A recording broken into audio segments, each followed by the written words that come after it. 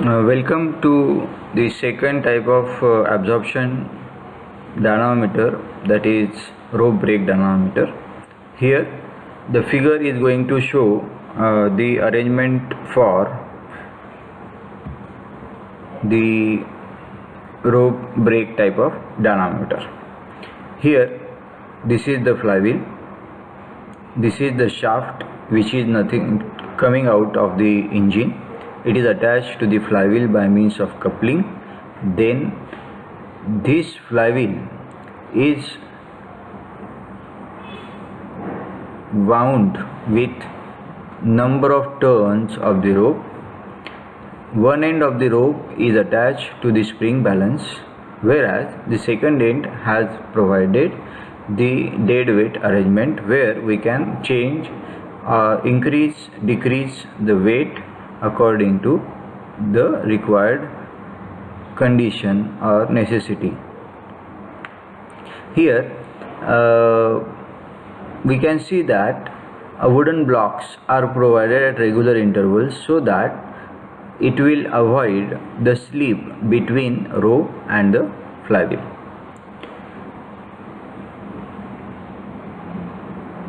Now it should be noted again, as in case of previous arrangement of absorption dynamometer, here also whenever we measure the spring tension or dead weight, it should be measured while the condition of uniform angular velocity of flywheel is achieved. So when the operation is taking place, we connect the engine shaft with the flywheel. We start the engine, and then we go on increasing the weight on the other end. So as we increase the weight, the rope will get tightened over the flywheel, and due to this tightening, flywheel will be tried to stop, but definitely it will not stop, but will rotate at constant angular velocity. And when it will rotate at constant angular velocity, we will measure the amount of tension or load in the spring balance, as well as the amount of dead weight which is applied at the lower end of the thread or rope. Okay, this figure is going to show the arrangement of rope, flywheel and the wooden block. This is the wooden block, these are the turns of the rope, whereas this is the flywheel. The wooden blocks are placed in order to avoid the slipping of rope over the wooden block.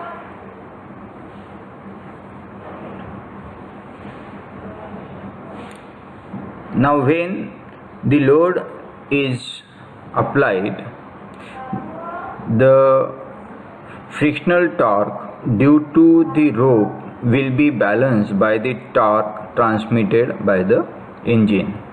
So let us see the derivation or the amount of power, how we can determine the amount of power generated by the engine by this rope brake dynamometer. So as shown in figure, the rope has spring tension at one end and adjustable load at the other end. Now when we will start the engine shaft will rotate the flywheel, and we will go on increasing the weight on the pan so that the load on the flywheel will go on increasing. So when the load on the flywheel will increase, the flywheel motion will be attained to rotate at constant angular velocity, and when it will rotate at constant angular velocity, we can say that the frictional torque exerted by the rope is balanced by the power generated by the engine. So here let us say W, capital W, is the weight which is attached to the lower end of the thread. Let us say S is the spring balance reading. Capital D is the diameter of flywheel and small d is the diameter of rope. Capital N is the speed of engine shaft in RPM.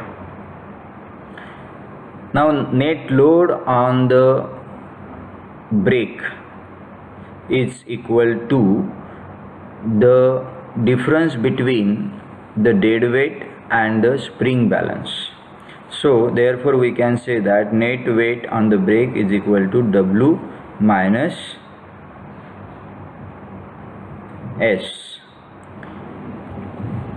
Now this is the diameter of flywheel, small d is the diameter of rope. Therefore frictional torque due to rope can be computed as the load into the perpendicular distance. Now this perpendicular distance is nothing but the radius of flywheel plus the radius of rope. Therefore we can say that the frictional torque is equal to W minus S into diameter of flywheel plus diameter of rope divided by 2. Therefore the torque transmitted by the engine at constant speed is equal to the frictional torque, and in that case power can be computed as W minus S, that is the load applied by the braking system. So W minus S into the perpendicular distance into angular velocity. Therefore we can say that W minus S plus D by 2 into 2 pi n by 60, and that can also be written as W minus S into D plus D into pi n by 60. And if we neglect the diameter of rope to be considered in this equation, then capital small d can be omitted and only capital D will be taking place instead of D plus D. Therefore the equation is modified to W minus S into capital D into pi n divided by 60. Now as the energy produced by the engine is absorbed by the frictional resistance of the brake and is transformed into heat, so therefore it is necessary to keep the flywheel of the engine cool with soapy water. So as this flywheel will rotate at constant angular velocity and it will have a friction between the rope and flywheel, so it will heat up, and to keep this flywheel cool there is an arrangement for cooling of this flywheel. So for cooling of the flywheel there is the inlet for water inlet for which moves inside the cavity generated between the flywheel, and the outlet is also provided. So continuous water is flowed in between the gaps of the flywheel so that it will be kept cool. So flywheel have their rim made of channel sections so as to receive stream of water which is being swirled around the wheel. The water is kept continuously flowing into the rim and is drained away by the sharp edge scoop on the other side. So there is one inlet and other outlet for the movement or motion of this water in between the gap of the flywheel, and it keeps the flywheel cool. So in this way we can find out the power generated by the engine with the help of rope brake dynamometer. Let's see one of the problem on this rope brake dynamometer. So in this given problem the data refers to the rope brake dynamometer, and the given data is the diameter of flywheel is 1 meter, diameter of rope is 10 mm, dead weight on the brake is 50 kg, whereas the speed of engine is 180 rpm. The spring balance reading is measured as 120 Newton. So it is required to find the power of the engine. So if let us have the same given data, we can write as capital D as 1 meter, small d as 10 mm, capital W as 50 kg, and 50 kg is nothing but equal to 490 Newton. Speed of the engine is 180 rpm, and spring balance reading is as 120, that is S equal to 120 Newton. Therefore we can say that P is equal to, as per previous formula, W minus S into pi into d plus d into n upon 60.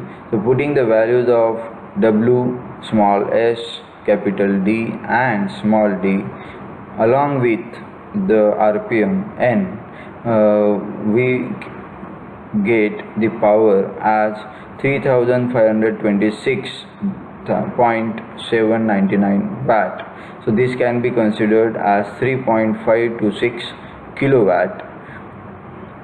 So in this simple formula we can determine the amount of power that has